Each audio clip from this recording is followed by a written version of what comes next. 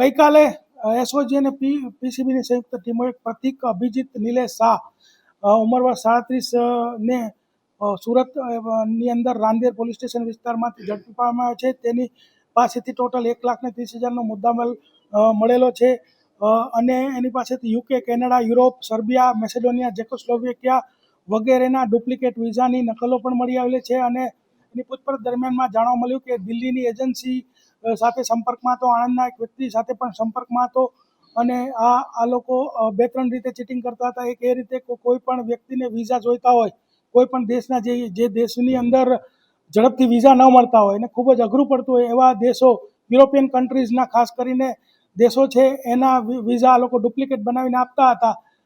ત્યારબાદ જ્યારે વ્યક્તિ ટ્રાવેલ કરે ત્યારબાદ તે જે તે દેશની અંદર જાય તો પકડાઈ જાય. એ રીતે એક તો ચીટિંગ કરતા હતા. બીજું એવું કરતા હતા કે એની ટ્રાવેલ હિસ્ટ્રી જે છે એ ટ્રાવેલ હિસ્ટ્રી બતાવવા માટે, માની લો કે કોઈને યુરોપનો કોઈ દેશનો વિઝા જોતા હોય તો એના ટ્રાવેલ હિસ્ટ્રીની અંદર આ લોકો બીજા દેશમાં પણ ટ્રાવેલિંગ કર્યું છે એ બતાવવા માટે થઈને એના સ્ટીકરો બનાવતા હતા અને એ સ્ટીકરો જે છે એનો પણ ઉપયોગ કરતા હતા અને એ રીતે એનું ચીટિંગ કરતા હતા. આ 2-3 રીતે આ લોકો ચીટિંગ કરતા. તે ઉપરાંત જે એજન્સી છે, આ જે દિલ્હીવાળી એજન્સી કે જે લોકો કબૂતરબાજી કરતા હોય એ લોકો પણ સ્ટીકરો જે છે એ આ જે પ્રતિક શાહ છે એની પાસેથી બનાવતા હતા અને અહીંથી આ સ્ટીકર એને મોકલવાના 15,000 રૂપિયા વસૂલ કરતો હતો. આનો ઇતિહાસ એવો છે કે 12 ગુનાઓ અગાઉ એના વિરુદ્ધમાં દાખલ થયેલા છે.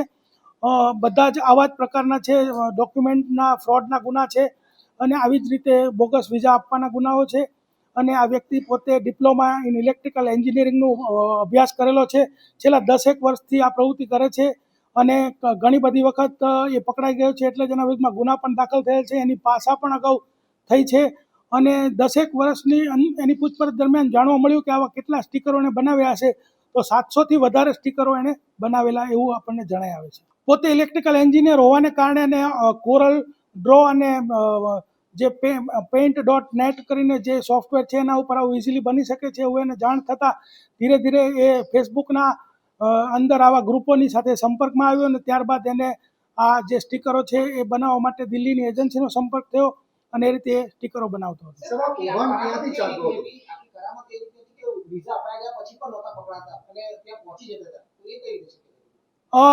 જે પૂછપરછ દરમિયાન જાણવા મળ્યું એ મુજબ જે એજન્સીઓ કબૂતરબાજી કરતી હોય કે કોઈ પણ વ્યક્તિને અન્ય દેશમાં પુશ કરવાનો હોય તો એના માટે પણ વિઝા આ લોકો બોગસ બનાવીને એની સાથે આપતા હતા કે ઘણી વખત જો કોઈ એજન્સી એને ડીપલી સર્ચ ન કરે તો એને સાચા વિઝા માનીને પણ જવા દઈ શકે. તે ઉપરાંત ઘણા બધી વખત પકડાઈ પણ ગયા છે એટલે જ એના વિરુદ્ધમાં 12 ગુના દાખલ થયા છે. અને ઘણી વખત આ લોકો બોગસ વિઝા આપી દે અને વ્યક્તિ જતો રહે તો ઠીક છે, નહીંતર જો એ પકડાઈ જાય તો એની સાથે ચીટિંગ થયું એ રીતે પણ આ લોકો ચીટિંગની પ્રવૃત્તિ કરતા હતા. અત્યાર સુધી કેટલા લોકોને વિદેશ મોકલવામાં આવ્યા છે ડુપ્લિકેટ વિઝા સ્ટીકરના આધારે? અંદાજિત અમારો એવો અંદાજ છે કે જે દેશો યુરોપિયન કન્ટ્રીઝ છે કે જ્યાં વિઝા મેળવવા ખૂબ જ અઘરા છે એ દેશોના જ ડુપ્લિકેટ વિઝા બનાવવાનું કામ કરતા હતા અને અત્યાર સુધી જે છે આ લોકોએ 700થી વધારે સ્ટીકરો બનાવ્યા. સ્ટીકરોનો ઉપયોગ આ લોકો ટ્રાવેલ હિસ્ટ્રી ખોટી બતાવવા માટે, માર્કેટિંગ કરવા માટે થતો હોય છે. તે ઉપરાંત વિઝા તરીકે પણ ઉપયોગ થતો હોય છે.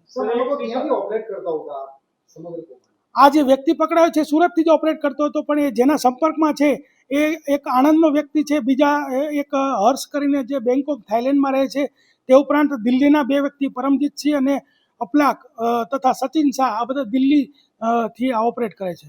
સર, એક સ્ટીકરના કેટલા રૂપિયા મળતા હતા? કઈ રીતે મોકલતો હતો? જે એજન્સીઓ આને કામ આપતી હતી એક સ્ટીકરના 15,000 રૂપિયા આને આપતા હતા. તો કઈ રીતે મોકલતો હતો એજન્ટ પાસે?